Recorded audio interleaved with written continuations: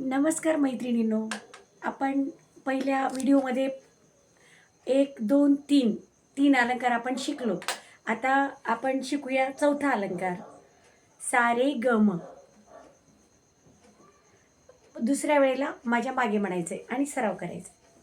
सारे गम, सारे गम रे गम प गम प ध म प ध नि प ध नि सा सा नि ध प म ग प म प म ग रे म ग रे सा.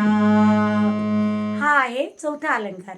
आता माझ्या मागे म्हणा, माझ्या सोबत म्हणा. सारे ग म ग रे ग म प ग म प ध नि सा सा नि ध प नि ध प म ध प म ग प म ग रे म ग रे सा. हा झाला चौथा अलंकार. याचा असाच सराव करायचा. धन्यवाद.